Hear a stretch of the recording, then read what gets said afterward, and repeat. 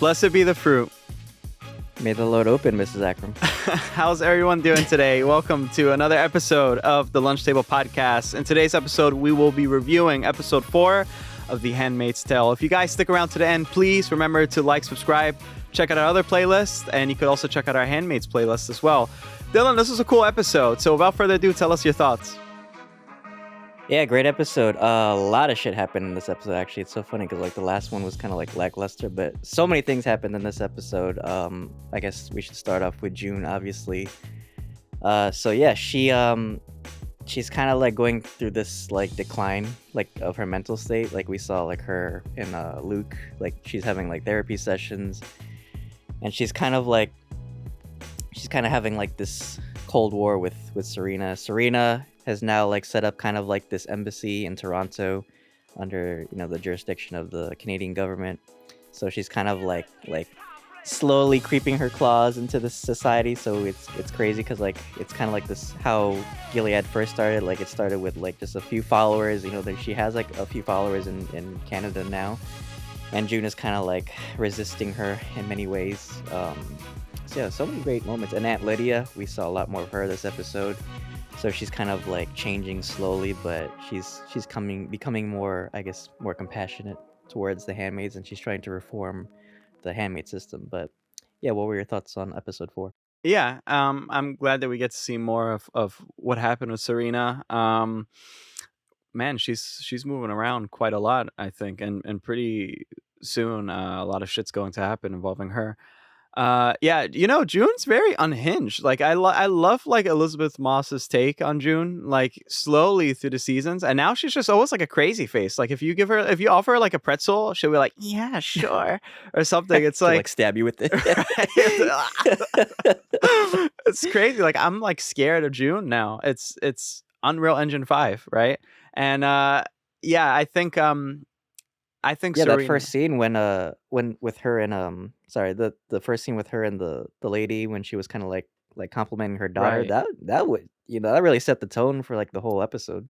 Man, you know, and it also shows me that Canada's in trouble because Serena's there, and now we see a lot more people like walking around believing in that shit.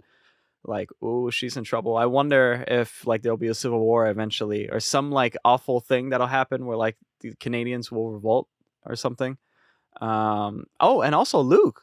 Luke's like fully on board with June as well. I was surprised, and you know, compared to last season, I felt really bad for Luke because Luke was very like, you know, very sensitive. He tried to play it safe with June. Now, you know, they were trying to do the deed right last season, and June was just a little too aggressive, right? And she almost seemed like she wanted to rape Luke. And now in this episode, it was like, whoa, okay, they both have some fire. So that's really dangerous as well. And I wonder how that'll contribute to Mayday. But yeah, tell us more of your thoughts. Yeah, Luke definitely stepped up in this episode. I feel like it's crazy. I feel like he's like the ideal like husband. Yeah. Like, he's like, oh, you want to go kill her? Go ahead. I'm gonna let you. Hmm. Right. But yeah, it was awesome to see like how like he kind of like is like the shoulder that uh June kind of leans on. Like he understands like her plight, you know, with Serena, and he even goes out of his way to like, you know, go to Serena and be like, hey, like stay away from my family, or else, you know, I'm just gonna let June like kill you. Um, yeah, great episode. So many like different points of view. Like so, Tuello. I don't know if we're gonna see more of him because he's kind of like done now. Right. Because he's no longer Serena's escort. So Serena is kind of like on her own now, and yeah, she contacts Commander Lawrence, and I don't know if it's like they're giving her any more support, but like she's trying to expand like their doctrine a little bit. And it's so weird because like she invited like June. She sent like a invitation to her, and she even put like offer it.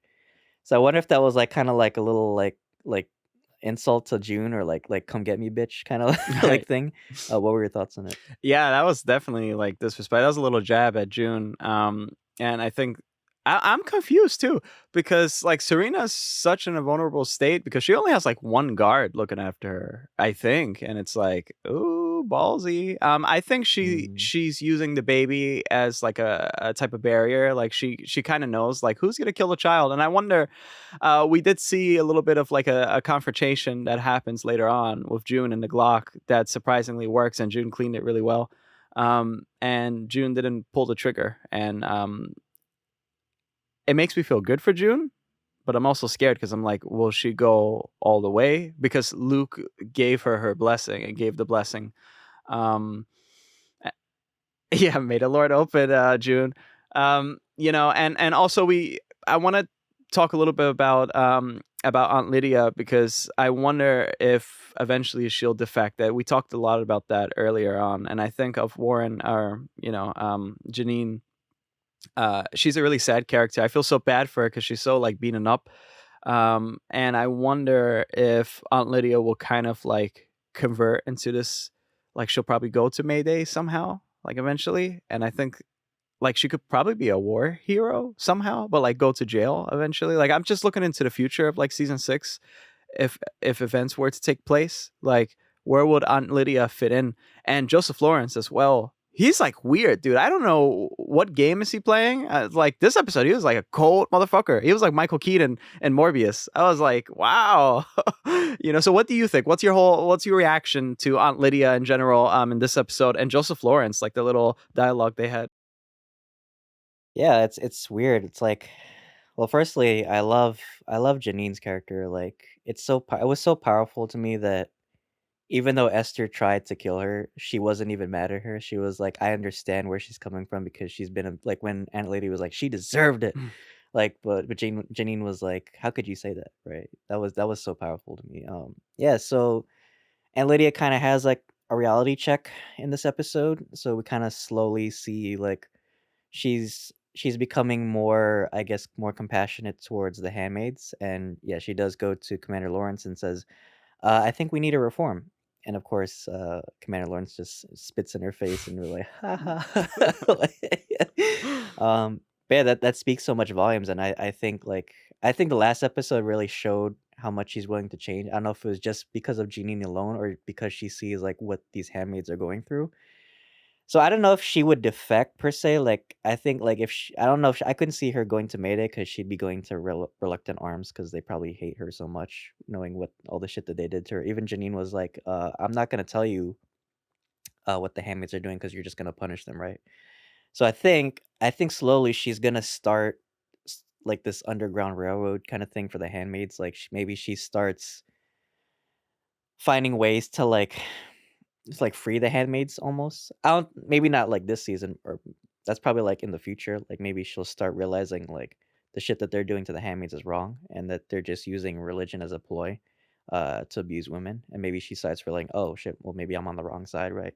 Yeah, this episode was great. Like we see like she's slowly becoming like coming to terms with like how the society is and she's realizing that these girls you know how they're treated and she does kind of like adopt like this motherly like empathetic side um towards Janine and her handmaids. So yeah, what were your thoughts on Aunt Lydia?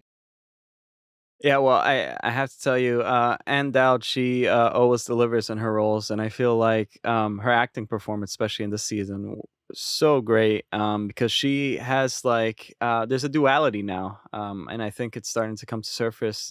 And she's faced with a lot of confrontation from her own beliefs, and also she's realizing that like people like Joseph Lawrence that are like this type of like sly character that doesn't really like conform to the rules and laws of Gilead. He's like speaking like that, so I think that's kind of a slap in her face, and she's like, okay, maybe I should do something down the line. Maybe I'm going to realize some more disrespect from these commanders. Hmm. And I'm glad because that was always kind of foreshadowed in every season. It was we seen her past, and she always tried to do right by people, but she always seemed like I guess she was when she was trying to take care of this lady in one of the previous seasons. She noticed that the lady, I guess, loose or something like that, and didn't take care of her own child. And so Aunt Lydia was like, "Well, fuck that. You guys deserve this. You guys are like deviants or something like that." But now she's realizing that she's a woman herself, and she's betraying like womanhood in general. and it tears at you, and that's why she cries. Like she doesn't want to be like this, and I feel like we see that more in this season, and I'm glad, and I hope that she does defect, and she'll probably go to prison. I don't know, because we did see some other aunts Hmm. in the previous season in Canada. So I don't know, or she'll become a martyr. Who knows? I don't know. And then also Esther. Esther is still alive, but you know, who knows when we'll actually see her. I know McKenna Grace. Just I think she wrapped up filming already for this season, so I guess that's her only scenes. Um, so yeah, really great episode all around. I can't wait to the next episode. Do you have any other thoughts you want to get out there?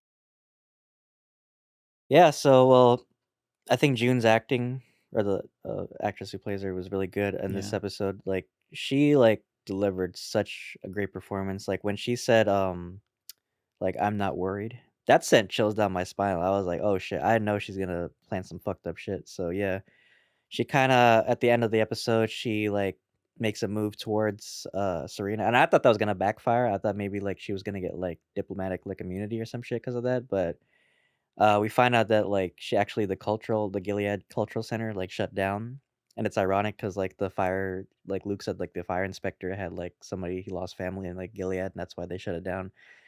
So it's funny, like, how, like, little details like that impact so much of the story. So now she's kind of, been moved to, like, this, Gilead, Wife. like, family's Yeah. house. Yeah, this wives' house, so I think she's been dealt a hand, definitely like a blow towards like her expansion project, but I think she's gonna start realizing that she has to. I think she should take advantage of like her followers because she she starts like an Instagram page or some shit like hashtag Gilead. Because there are people in Toronto and Canada that are like, the whole thing, like, with Gilead, this is we were talking a little bit about, like, why people embrace Gilead so much, because you have to realize that the infertility in this world is very high, so that's why they showed that lady in the first, scene with June, like, she was jealous because, like, she thought she didn't deserve a baby because maybe she's infertile. So, the whole, like Gilead is probably, like I think she even said it too, like Gilead is like the highest population right now as far as like fertility rates. So people are trying to like they're looking at Gilead as like kind of like a leader in that regard. So I think she's gonna take advantage of it. I think she's because she was talking to Commander Lawrence about like Venezuela and how they're kind of like low birth rates. So I think she's gonna take advantage of that and realize like people they might not like our values or our traditions, but they still need us, right? So I think she's gonna take advantage of that. And I don't know as far as like if we're gonna see like June and Gilead yet because Hannah's still there. Remember, she is still like being prepared as a wife. So I wonder if like down the line she'll make like a rescue plan. But I thought that was a great scene with like her and Moira, where Moira is kind of like her rock, I guess, and she's like, Luke is right. We kind of have to play by the rules too. But I get June's like strife too because it's like the whole like protesting thing didn't work at first, and that's how Gilead like took over. So I get why she's so like aggressive towards like Serena because she has to make like drastic moves against Gilead for them to like lose. Um, but yeah, and Lydia, I guess like we'll start seeing her like becoming more, I guess, sympathetic towards the girls. Maybe she'll start using more positive reinforcement as opposed to like her old ways. But yeah, what are your thoughts for next episode? Yeah. Well, to be honest with you, I think Aunt Lydia's gonna become like she's gonna become the cool aunt, but it's gonna backfire. I got a feeling it's gonna backfire because it has to backfire. Because then you have to realize, oh, well, doing this way, then I know what's holding everything back. I know what's making trouble. Well, it's not me. I don't have to say, "Hi, how was your day today?" It's actually the guards, the men there, the commanders, and then I think that will be the turning point for her. So it has to come to fully cement this new ideology that Lita will adopt. Tuello, on the other hand, he's an interesting character. He reminds me a lot of Joseph Lawrence now because he kind of it feels like he's playing both sides somehow. Like he tells June things, but then like lies a little bit, right? Perhaps he's telling her these things because he wants to get something done. Like he wants her to do something drastic, and that's dangerous now that Luke is fully on board. And it's sad too. And Hannah, I wonder what will happen with Hannah, because again, we have one final season. Will they finally be reunited? I don't know. The show kind of feels like, fairy tale endings don't exist in this universe. Hmm. So I don't know. All right. So what would you rate this episode? I'd probably give it a 8 out of 10. I thought the acting was really great. The performances delivered. Yeah, awesome job from June. I love that she still held back from killing Serena because she was pregnant. I thought that was just a great like character building moment for her. Luke even stepped up. Aunt Lydia, she's kind of going through this arc. I thought that was great. So yeah, overall, great episode. How would you rate it? Yeah, I I think I'll give it an 8 out of 10 as well. Yeah, for sure. Everybody, well, this is the end of the video. If you guys are here, we love you. Thank you so much. And please, again, check out our other playlists where we do reviews every week, right? We're currently reviewing Andor, which comes out the same day as Handmaid's Tale. And we cannot wait to review other stuff coming in October. Probably a PlayStation Showcase reaction that I said in the last video for the Andor review. And yeah, Halloween, spooky time. So expect a Halloween special from us as well. And again, follow our updates. Dylan, I think we talked about the last episode too. Dylan will probably do an update video explaining all the new exciting videos we're going to do in the future to come. So Dylan, please take us away. Thank you guys so much for tuning in for this review of Handmaid's Tale Episode 4. Make sure you're following us on all our platforms, YouTube, Anchor, Apple Podcasts, and Spotify. You can follow our Instagram page as well, #Gilead. You can follow our TikTok page and our Facebook as well. We post clips of our episodes all the time, and you can see more updates of future content as well. So thank you guys so much, and under his eye. Under his eye. See you guys.